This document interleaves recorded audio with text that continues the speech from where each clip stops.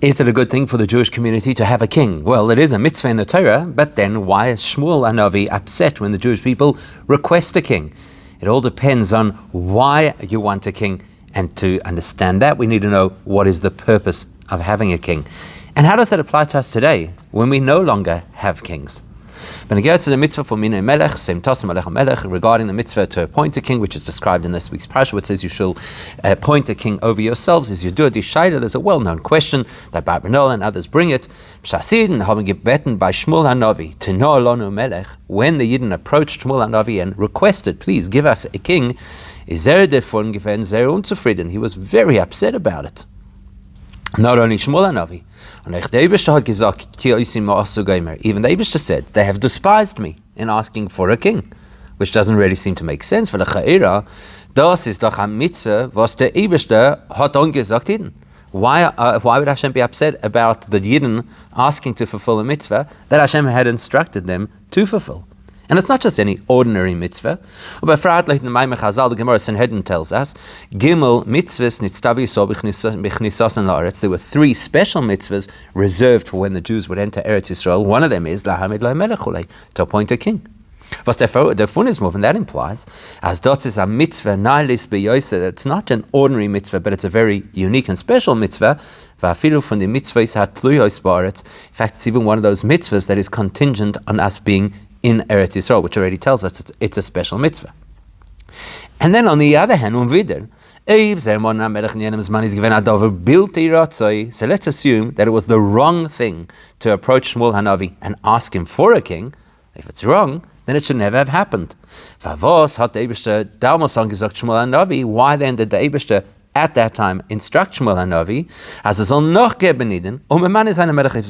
that he should acquiesce to what they were asking for, and he should in fact appoint a king? Well, if it's a bad thing, then don't have a king. Tell them straight, it's not appropriate.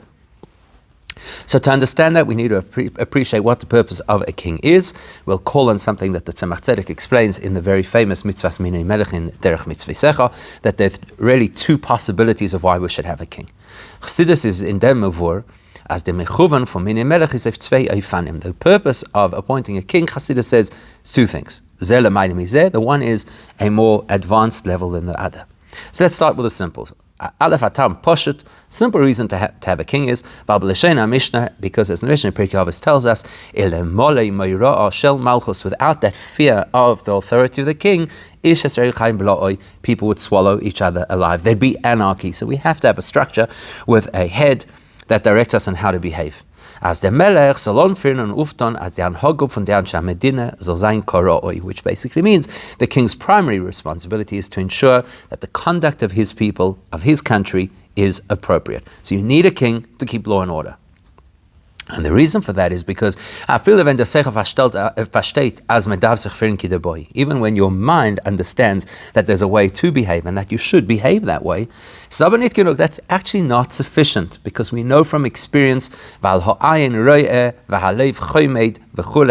very famously, we know that what the eye sees, the person wants, and then a person will do things that push the boundaries of law in order to get what they want. Sometimes they'll even transgress. Und therefore, therefore you have to have the fear of authority in the form of a king, because that will ensure that we all behave in the correct, appropriate way. So the basic reason to have a king is to keep society in check. But then there's a deeper reason, base. When the matzav is if we had a scenario where everybody had the appropriate control of the impulses because of the focus of their mind, then you won't need a king for law and order, because everybody's behaving as they should. They have rational focus, self-control, and a sense of values. You don't need a king to enforce. But there's another reason to have a king. There are certain things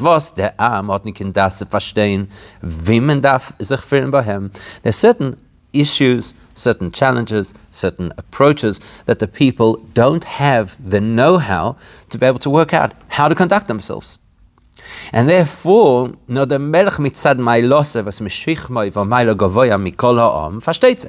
but the king is a king because he's head and shoulders above the people. That's the expression that was used about Shaul HaMelech. So he's a greater person, he has deeper insight, he has a further foresight. And therefore he understands certain things that the community doesn't naturally understand. And therefore he gives us instructions on how to behave in areas that we wouldn't have intuited on our own. And now we'll behave in an elevated way because the king has directed us. So we don't need the king to keep law and order. We need the king to allow us the opportunity to engage in things that are beyond what we would have understood and appreciated on our own. That's the real principle of having a king, and specifically what makes the king a unique experience for the Jewish nation as opposed to all other nations that need law and order. Is their Eibishter. The Jewish people's ultimate king, of course we know, is Hashem. And therefore, the expectations and the opportunities that Hashem affords us are very often completely beyond us. On the Melech Basav Adam, so therefore the physical king, Vas Miz Memane, that we appoint, is the Memutzvos, is Megalem, Al-Chusay Yisbarach Tzidin, becomes the intermediary who is able to make the Eibishter's kingship more accessible to us. Every single Jewish person is intrinsically a believer in Hashem.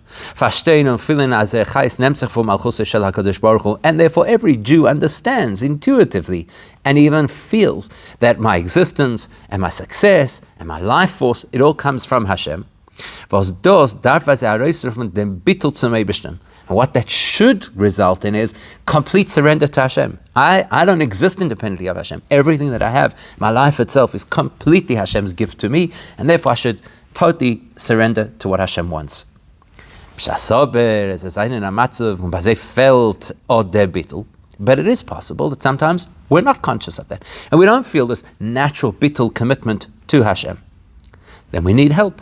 We need a human king who will be in a position for whom we have a sense of awe, and so therefore we behave and we conform. And as a result of that, our awe of the king and our submission to the king will produce an awe and submission to Hashem. That's the role of the king. That's only if we need it. If the Yidden are of their own accord behaving in the best way possible, and the best way for a Jewish person to live is with that submission to Hashem without external input. I am ready to have bittul to Hashem. Then the role of the king and the appointment of the king will be for something completely different and completely elevated. A Jew who is already dedicated to Hashem, who has bittul to Hashem, will still have dimensions of godliness that are fundamentally beyond them. They cannot reach or even perceive those levels of godliness. Because these are dimensions of godliness that are totally and absolutely beyond the human grasp. Says the Melech, the king will help them. The king, as we have mentioned, is head and shoulders in a category of his own, and therefore has insight into this dimension of godliness that we don't begin to understand. And thus, so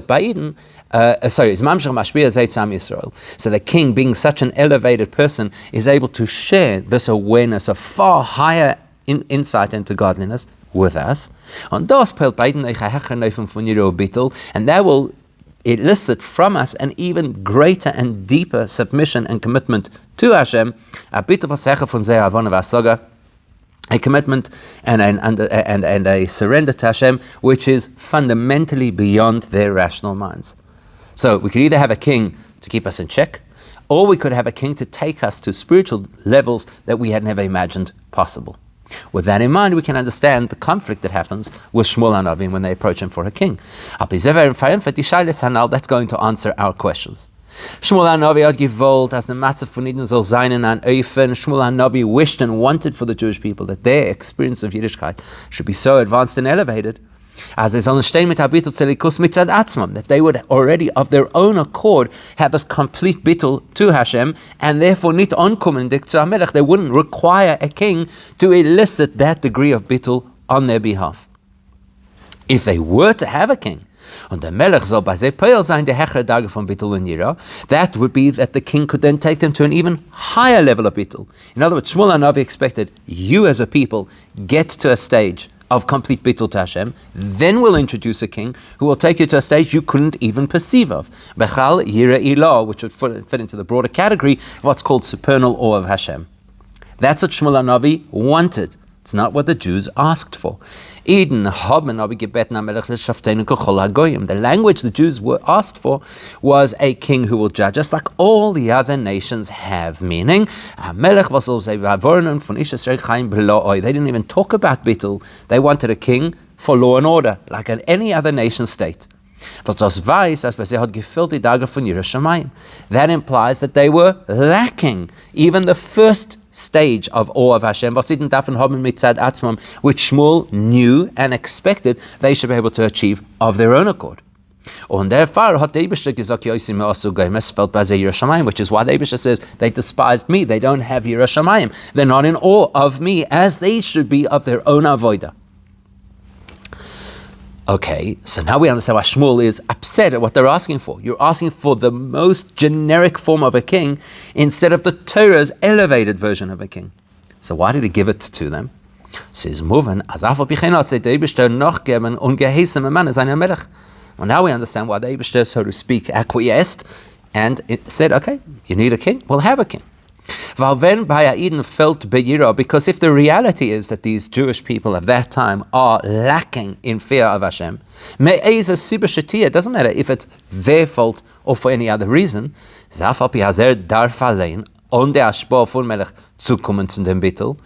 though the expectation still remains that the person of their own accord, of his or her own accord, should achieve this level of connection and submission to Hashem.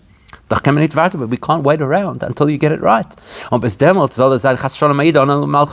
can't allow a scenario where until the person gets their ducks in a row, they won't have this relationship and this commitment and this acceptance of Hashem's authority. And therefore, they have to immediately have a king that is suited to them. A king who will assist them to get to the very basics of fear of Hashem and awe of Hashem and submission to Hashem. And then hopefully in the course of time, hopefully that king will assist the individual to reach the state that they're supposed to have of bittul and fear of Hashem. And then hopefully even beyond that to the far superior type of Yiras Hashem which a true king should be able to elicit from them. So Shmuel HaNavi hoped for more advanced, more committed Yidden, but he had to deal with the reality of the Yidden at the time and therefore give them a king. For Yidden Daf and Islam and Iroh and Avodas Hashem, as we well know, everything specifically within Torah is there to teach us a lesson. Nowadays we don't have a king in the classical sense. However,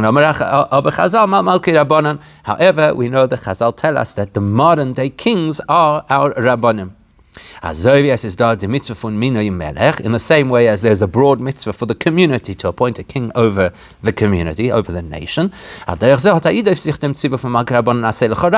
So we, as individuals, as the Mishnah in Pirkei Avos tells us on 2 occasions, we have to accept as individuals our personal king, which is our Rav. And the nature of appointing that Rav, that guide, that mentor, that halachic authority in our lives, we can derive the guidance for that from this story. Because they're people who claim, simple areas of Judaism, I can work that out on my own, I don't need somebody to guide me. I don't have to ask a Rav about the basics. I know basic things. The Mishnah sagt, but the Mishnah doesn't say that. The Mishnah says, make for yourself a Rav. Every single Jewish person has to have their go-to Rav, their halachic authority, their mentor, their guide. And the person reading this Mishnah says, yes, of course you have to have a Rav for the very advanced areas of Judaism. Then, when it comes to the basics of Judaism, I know myself, I trust myself. I don't need a mashpia in my life. I can work this out on my own. Es geht durch ein Meshach Zman. Und steht noch halt in denselben Matzav Nomuch. Unfortunately, the reality check is that the person who relies on their own insight, typically, over a period of time, doesn't really move and still remains an undeveloped spiritual being. Von deswegen meint ist nicht gedei damit zu gehen zum Rav. The person still believes, I don't yet have a reason to consult a Rav. I'll wait for the Eibishter to inspire me.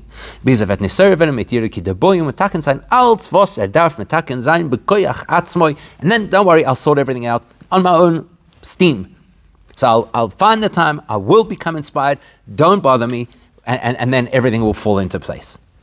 Therefore, we have the instruction and lesson from our parasha, the mitzvah of appointing a king, and as the way that it applies today. By Eden. Right, who we're talking to? We're talking over here to Yidden. And with Yidden, as we have already defined, really the goal of a king is to take us to higher levels that are completely outside of the parameters of what we would normally be able to access. But if a person is lacking in real consciousness of Hashem, whether that is the case or if it's even a concern that it might become the case, that a person doesn't have complete Yiras Shamayim and Chas v'Sholem even degrades Hashem, you need a king immediately. We need a Rav immediately. This is so practical and applicable. And then you have other people who say, we believe in the principle, it's that important to have the Rav, to have the Mashpia. I just cannot find anybody who is suitable. You've got to be clear, that is not factual, that is Yetzer Hara. Because the Eibishter has not left us abandoned.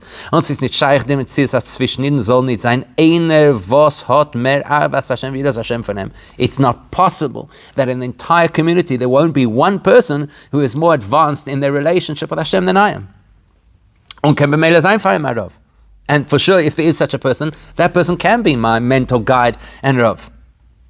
That's why the Mishnah says, you've got to do something about it. The word asay has a dual meaning. Not only does it mean to do something, but it means even to force. Like in the context of tzedakah, where we talk about me'asin, that you force people to give tzedakah. So I've got to force away my own ego in order to accept a mashpia. It requires effort, because it's not just going to fall into your lap. A person has to work and push and persevere until they find that personality. Because nobody can trust themselves. It's critical to have a Rav in our lives. On your guide, the Gemara promises us, if we put in the effort, we will succeed in finding it. Any person who genuinely invests in the pursuit of finding themselves a Rav, finds themselves a Rav. That is factual. Und der Rav wird mit dem Einlernen die Parshas, was der Melech fragt lehnen behakel. The Rav, who is the personal king of the individual, will learn with the individual the same areas of Torah that the king would have learned to the population when he gathered them all together in Hakel. Shma'un v'hoyim shamoyach v'chulei. Freer Shma, was his Kabbalah Sol Malchus Shamayim. The Rav will learn with a person first and foremost how we come to have Kabbalah Sol. Und danach v'hoyim shamoyach geimun v'safte digonecha, wird ihm geben zu verstehen ich in Asoga, as v'safte digonecha is tolin dem shamoyach tishmu. And then the Rav will work with the person to come to understand and appreciate that the success and bracha that we have in our lives is directly a result of our conforming to what Hashem wants from us. Und auch der der Rav wird bei mir sein die niedrige Darga von Bittul und Kabbalah Soul. And then when the Rav assists us in getting to the point that we have the entry level of commitment to Hashem and awe of Hashem, then the Rav will even help the person to get to a much deeper, higher level of acceptance and connection to Hashem, something the person, individual, never believed they could attain. This is particularly relevant now as we are at the time of the unfolding of Mashiach, just as Mashiach is going to arrive. And it's particularly relevant because we know that everything, our avodah, produces results which are midah keneged midah.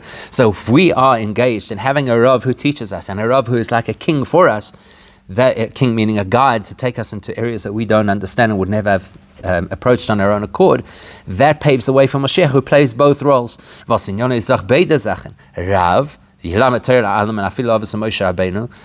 Mashiach is going to be the ultimate teacher to every Jew and even to the greatest teachers of Jews. Melech, and obviously he'll be a king, Malka Mashiach, as we refer to him, the King Mashiach. And in Mitzvah Hashem, we should succeed in finding ourselves a Rav, and that way bringing the ultimate Melech HaMashiach, take it from Yad Mamish.